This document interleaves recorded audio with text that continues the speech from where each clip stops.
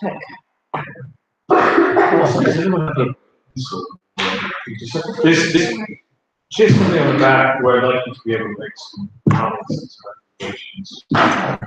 Sort of gathering information as well as sharing. So shall I just hand over and let you? Yeah, can you? Yeah. Right. Thanks for letting me come in for your session. In the library, we have been doing a lot of navel gazing, particularly sort of spawning from the events this summer with relation to Black Lives Matter and looking at hello. Yeah, absolutely. Looking at a phrase that you probably have heard or will hear, the colonialization of curriculum, of literature, of audio, and how that applies to how our own collection of books. Examine, are they fit for purpose? Are they do they give? Does our collection of books give a proper representation of a progressive, forward-thinking, inclusive school? So one of the things we thought of is there a way that you can put certain text into their context? What the books I'm thinking of are basically classics, things that you expected potentially readers to go on to literature critic, or if you writer or critic, or even just to a certain extent cultural capital. It's the type of thing you might be expected to know to get an in-joke in a TV show, or a play might be an adaptation, a loose adaptation, set in a previously existing text into a new space.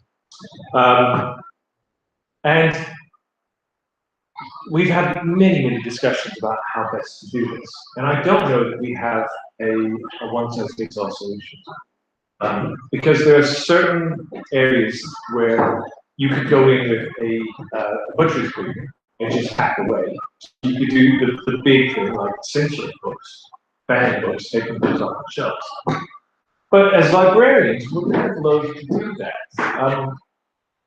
Librarians, the majority of librarians typically have a tendency to just say that they don't feel that that information should be censored or don't. Sometimes it needs to be give some context to it, but the idea is just outright outlaw this information. It's quite anathema to the way we work. And also, we don't, just because we have a book on the shelves doesn't mean that we as librarians endorse that book, and by proxy, therefore, the institution we work for. Does that make sense?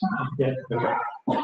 But then how best to do it? So one of the examples I was using when I was writing up some stuff around this was, I'm sure, well, I'm not sure, but I assume everybody has aged relatives that you spend some time with for the holidays, maybe, and maybe the tip was flowing and uploaded something that seemed a little bit uneasy. Maybe a view that you on race or gender or on sexuality that's everyone in the room all of a sudden adopts that stony face of, are you going to address this, or am I going to have to, or do we just ignore this happen?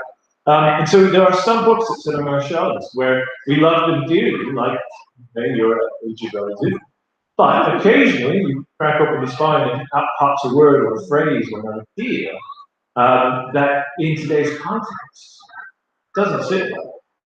And also, put yourself in the shoes of somebody who may be at the pointed end of that word or that phrase. Often, in Western education, Western literature, our writers who are writing for readership which represented them, and in America, that is typically white.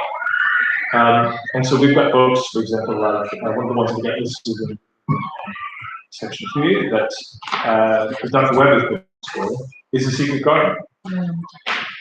There's some very not very pleasant views on people from India, so content. And at the time it was written, there probably weren't that many people living who wrote it.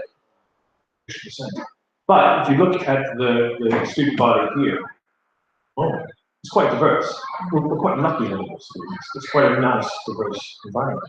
And so someone may pick up that book, and it wasn't, this sounds awful, it wasn't written for them. It was written for a specific audience, but that audience no longer exists. We're a different audience now. But, you know, at the end of this month, there's going to be a similar release of another adaptation of Secret Garden. So clearly, this is a book that is still in our culture, it's still in our heritage, our literary heritage. And there's probably going to be somebody after them picks out requests the book shelf. So the question I want to pose to you is, what do we do? How do we, in good conscience, loan that book to someone, not scare them, but open up the opportunity for discussion, or some learning, or some reflection? So what we've done is a mock-up of a booklet that we put in the front of that book. With some, this is just the first draft. A number of things have changed already since printing this out. But I'd like to have a quick discussion with you all about some ideas, some methods, some strategies for things that we can potentially implement to answer this question. What do we do the process? It's a big question, isn't it? I think the idea of disclaimer is quite like I think it's like I remember reading something like vaguely from my memory, and like we talked about the fact that she moved from India and stuff like that. And I think it's really important to have those conversations with people who don't understand where you come from. And almost in terms of like how has it changed much, or like is easier to understand.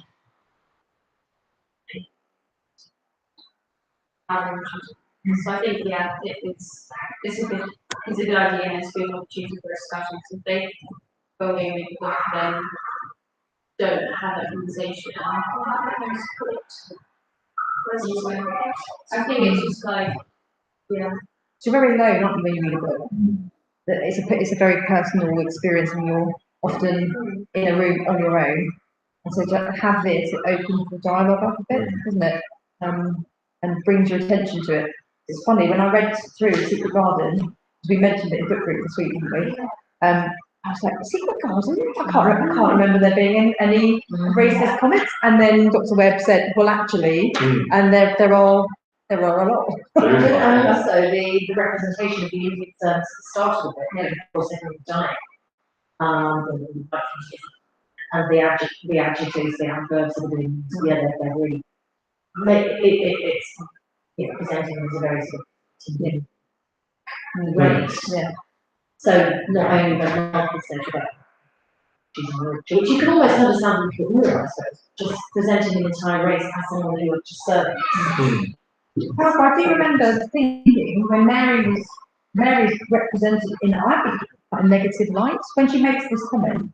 I remember thinking, well, we're not supposed to be siding with her. We're supposed to be critical of her. However, I don't know whether everybody would have that viewpoint. That's the thing. Is these things are inferred. Yeah. It's and degrees of let's say disgust or of disappointment in the character could be completely different. Yeah. It's real. I was disappointed in her, but then obviously she evolves as a character. I have no idea how whether her views at the end of the novel are the same, but I imagined that she has evolved.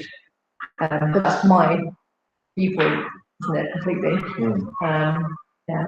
And that could as well be because our contemporary fiction, particularly if you're interested in writing, you've taken writing courses, something that is part of a writing formula is the idea that in sort of very clear storytelling, often you present a character at the beginning of the book who has yet to learn a lesson. By the end of the book, they've evolved.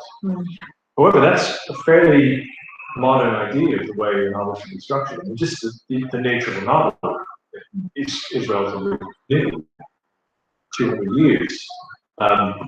In our sort of idea, our understanding of what a novel written as a singular piece is. Also, something to think about is when I was putting this together, I was looking for titles, and I'm from Missouri, States, and we are very proud of the fact that we're the home of Mark Twain. He's the sort of father of American literature. And Huck Finn is, of course, because of it's a book that you'll have to read sometimes twice, depending on how you and it is taught as a in its historical context of saying that Twain saw the injustices and the plight of Black Americans and was writing this as a way of almost that Shakespearean line of, if you bring me what I read, saying that these are people too. And so when that book came out, those who read it from the two camps, they were either thought this is sensational. They would want to live in slaveholders. They think this is outrageous that they do this present. Or people who were just starting to kind of clock on the idea of abolition. They thought, actually, Twain is a point here. But if you read Huckleberry Finn now, not 1850 when it was written, in the 1850s, you think, goodness, this is quite racist. This character of Jim has no agency. He's just going along.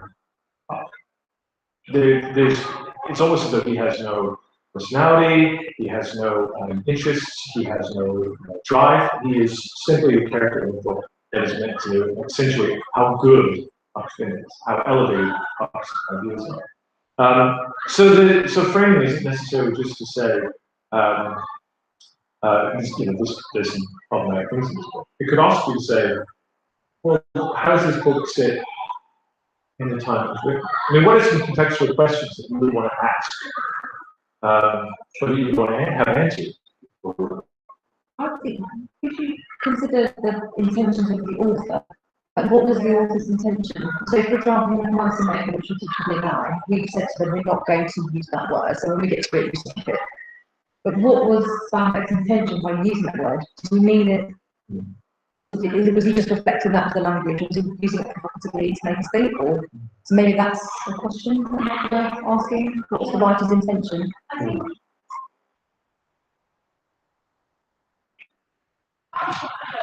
what were the consequences like that how did they feel?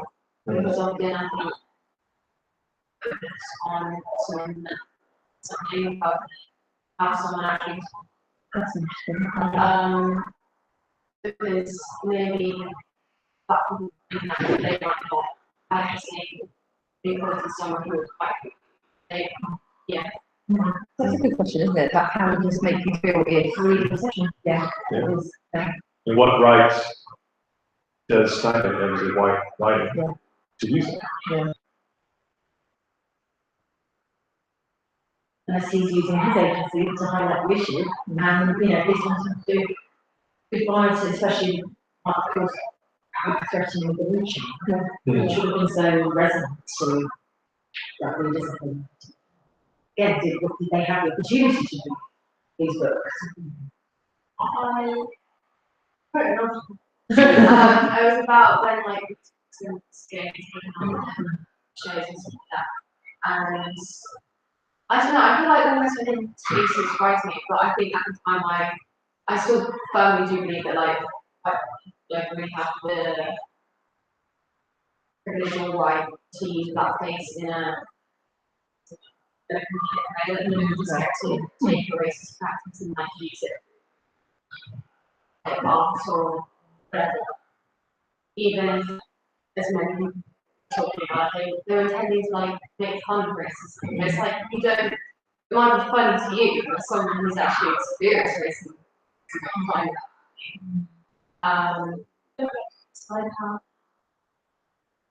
Yeah, exactly. So, although the intentions are important, it's not necessarily as important, which could be different.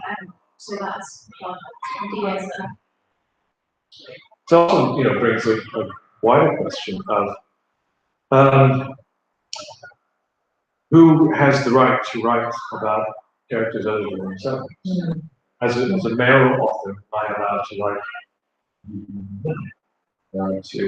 write the viewpoint of somebody who is British citizen? Where are the boundaries?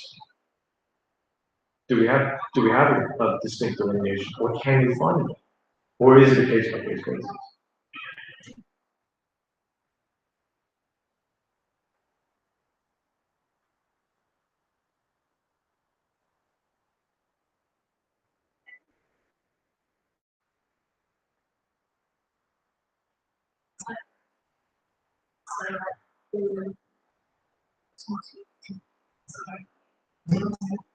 I think it's like, say if a man trying to write a novel about community issues on social media, I think, that's good, but it might not actually be representative of how sexism is experienced. Like, it just might be inaccurate, despite the intentions. It might actually be received as quite belittling, trivializing. But then at the same time, it might be pressing environmental issues like that. And then twist that on, it's turn it a little bit and say, is it okay to fight the horse of the man? Yeah, exactly. And I don't know, I wonder whether we say, actually, that's fine, we can do that. But then when you are then questioned about, is it okay for a man to write about a woman? It doesn't, I don't know, it means slightly, we challenge that a little bit more, don't I we? think it's kind of like power dynamics. What do you say? Like, because like reverse sexism and like reverse racism is not a thing. I think that definitely skews the argument. It's difficult because like I said, it might kind of trivializing almost, because it's like, as a white person, like, I'm part of racist institutions, and I took that as an actively anti-racist. So if like, I've been visited in the past, but it's like, oh, actually, I'm not racism speaking for black people. It's just like, well, like, do you really have the experience we talk about now without listening to your own? Okay, another question then. From that, is it then problematic for a library to carry books which are systemically racist? Like to just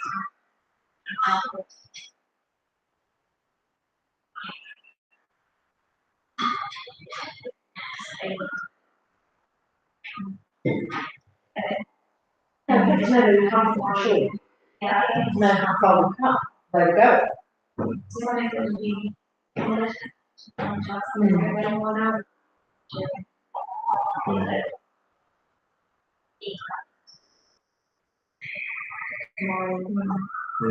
I think this is a fascinating subject, one that we've thought a lot about. And it has made each of us, in discussions, each of our brains, to have to come to some really, or wind down some really interesting avenues so that we, hopefully not getting way too much, but when the statue of the former slave owner in Bristol was chucked in, I applauded. I was quite supportive. But in hindsight, when asked to remove books from libraries,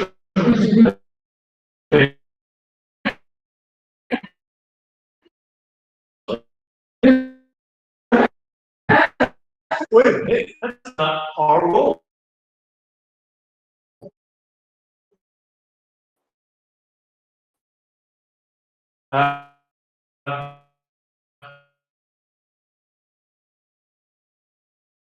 No, it's still. So I felt that the context that they were hoping to add to the statute wasn't enough, which is why I felt in that instance, was better to.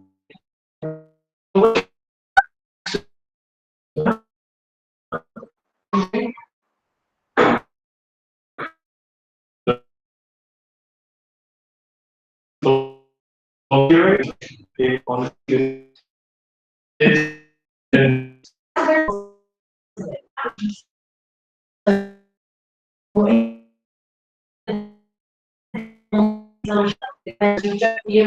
if you are coming, you're not instantly, just as you walk past it. Yeah.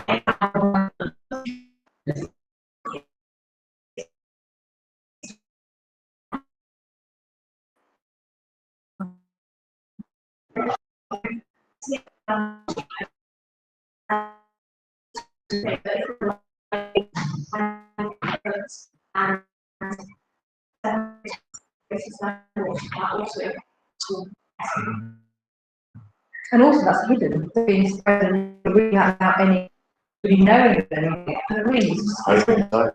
Yeah. what happens when different?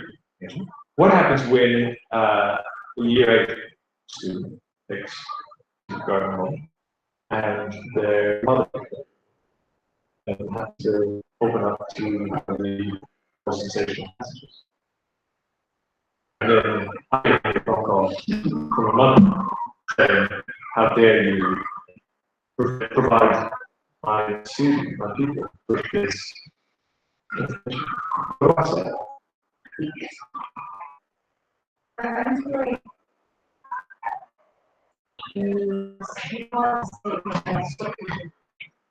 So that's it. Size everybody just basically sacrifice.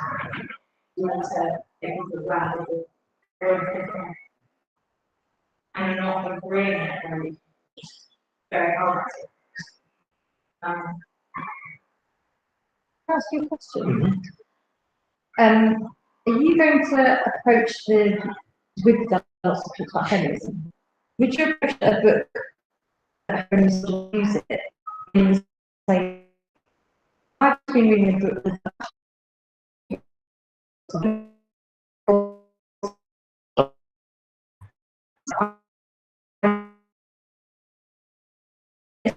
very well. Yeah. And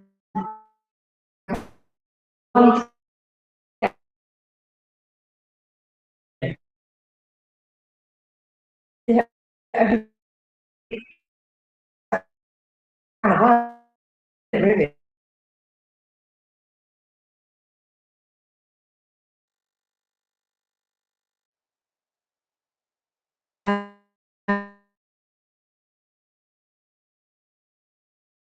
Yeah.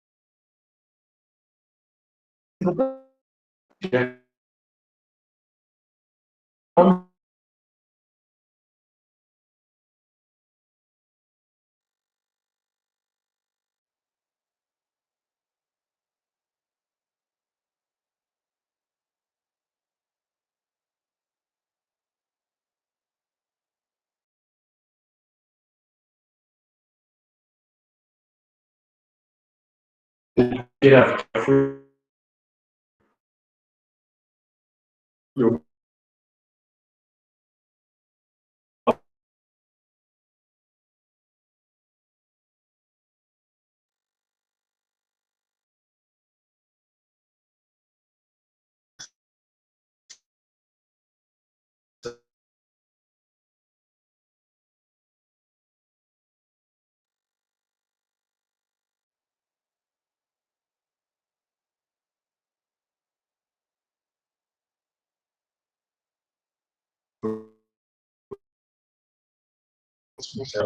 I'm kidding, but her grandfather can be quite problematic. And there is that I always surprised this generation. Well, yeah, but he lived through Yeah. civil rights. He lived through